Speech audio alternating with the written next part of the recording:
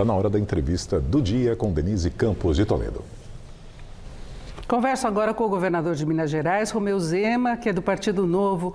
Governador, boa noite. Obrigada pela sua participação aqui no Jornal da Gazeta. Boa noite, Denise. Boa noite para quem nos acompanha. Um grande prazer estar aí com você participando. Bom, governador, vamos falar de perspectivas políticas. Não é novidade para ninguém que o senhor é um possível candidato às eleições presidenciais do ano que vem. Se coloca como um candidato de direita, disse que daria até indulto a Bolsonaro no caso de o senhor ser eleito, de ele ser condenado pela justiça. Eu queria saber como é que o senhor vê hoje a sua posição nas pesquisas, o problema que foi indicado, inclusive, pelo presidente do seu partido, Eduardo Ribeiro, que o vê como uma joia, mas vê o desafio também de torná-lo nacionalmente conhecido. Como é que o senhor encara hoje a sua situação política, tendo em vista as eleições? Bom, Denise, eu não sou político de carteirinha, não sou político profissional.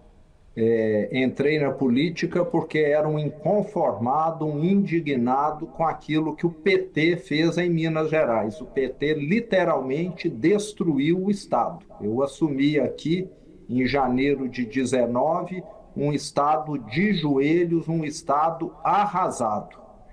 E nós mostramos aqui em Minas que é possível, sim, recuperar os estragos do PT. E o que nós estamos vendo no Brasil hoje é exatamente isso. Então, eu quero estar contribuindo com o Brasil, vejo que a direita tem bons nomes e, com certeza, isso é um ativo muito bom. É muito melhor você ter 2, 3 nomes do que apenas um, como acontece com a esquerda, que até na questão de formar talentos não tem competência. Agora, governador, antes de seguirmos falando do cenário político, eu queria falar especificamente de Minas Gerais. O senhor falou que pegou o Estado numa situação muito ruim, de fato, pegou o Estado com uma das maiores dívidas estaduais do país. Agora, o ex-governador Pimentel, ele tinha conseguido junto ao STF uma medida que permitia a suspensão do pagamento da dívida. O senhor, durante boa parte do mandato, também não fez amortizações. Hoje a dívida está na faixa dos 165 bilhões, né? Tem o programa de pleno pagamento da dívida agora. Minas Gerais tem que dar uma contrapartida da ordem de 40% dessa dívida de 165 bilhões. O senhor acha que consegue entregar isso para a população? Com toda certeza, Denise, nós estamos aqui totalmente envolvidos nesse processo. Meu vice-governador, Matheus Simões, a Assembleia está muito sensível. O presidente da Assembleia, Tadeu Martins, participou da elaboração do PROPAG, que é a solução definitiva para os estados que têm dívida. Vale lembrar que não é só Minas Gerais, são outros estados nessa situação, já custaram muito para a União, que muitas vezes teve de socorrer, e o melhor é você parcelar essa dívida num juros que fique viável para o devedor, que é o que acontece com o Propag. E só fazendo uma correção, é necessário quitar 20% à vista do valor da dívida para poder usufruir do maior benefício possível na redução dos juros. Isso seria com federalização de empresas, mesmo privatização, algum pagamento adicional, é isso? A fórmula? Exato. Tem diversas formas. Nós temos aqui empresas que podem ser transferidas para o governo federal para quitar a dívida, ou caso o governo não tenha interesse, elas serem privatizadas e o valor enviado para o governo federal. Nós temos aqui imóveis também que seriam transferidos para o governo federal. Nós temos uma série de compensações com o governo federal, principalmente previdenciárias, que também estaremos colocando, e várias outras questões. Um estado como Minas Gerais e a União tem muitas transferências de recurso, pendências do passado, e é uma hora de limpar tudo isso.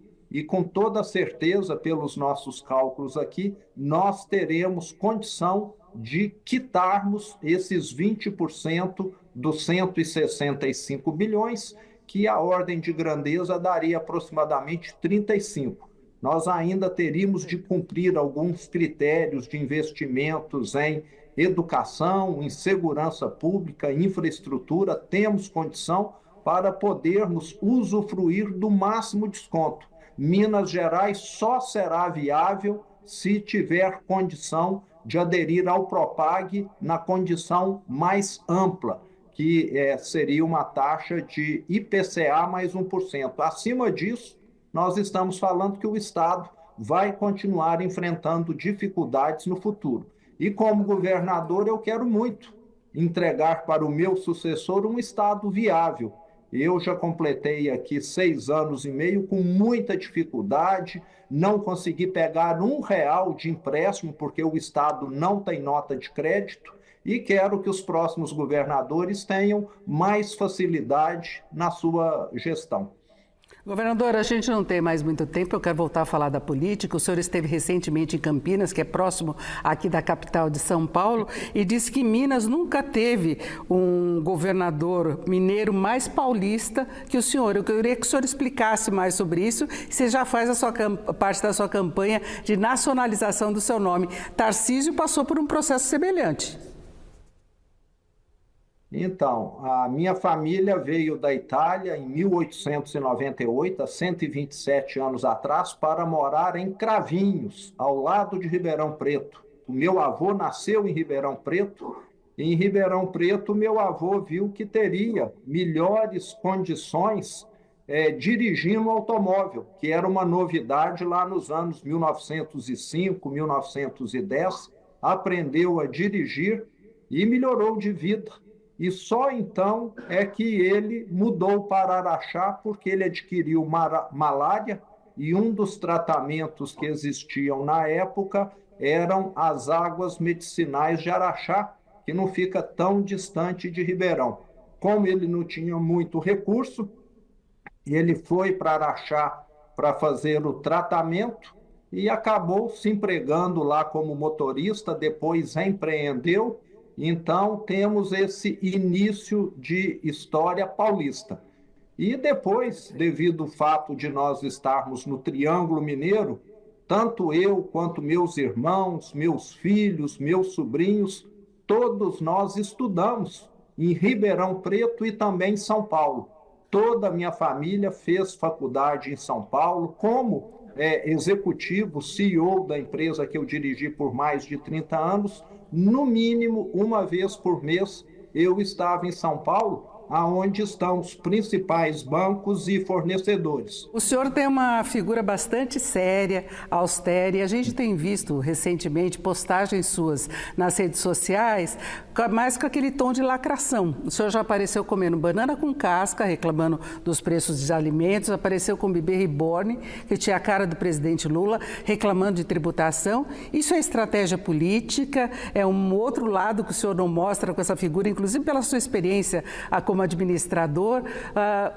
Como é que o eleitor pode entender essas postagens? Bom, eu, como disse, Denise, nunca fui político, não tenho essa habilidade de auditório que algumas pessoas têm, mas é bom você, de vez em quando, dar uma relaxada, dar uma, como se diz, fazer alguma coisa de diferente. Eu acho que, até por ser um pouco inibido, eu sempre me contive muito, mas com o pessoal da área de marketing orientando em algumas questões, eu acho que eu tenho até melhorado um pouco e exercitado um lado que talvez tenha ficado aí oculto, né, devido à minha carreira, à minha forma de sempre atuar. Mas acho que é bom ser mais descontraído de vez em quando, você acaba transmitindo melhor aquilo que você deseja. Então, realmente é uma mudança, mas é algo que também está dentro de mim. Acho que só agora, depois de 6 anos e meio, que eu posso também dizer que eu estou aqui mais confortável com relação ao estado de Minas. Sei que vou deixar para o meu sucessor um Estado muito, mas muito mais bem estruturado do que aquele que eu herdei em 2019. Governador Romeu Zema, de Minas Gerais, eu agradeço mais uma vez sua participação aqui no Jornal da Gazeta. Uma boa noite. Boa noite, Denise. Foi um prazer estar aí com você. Grande abraço a todos que nos acompanharam. Obrigada. Com vocês.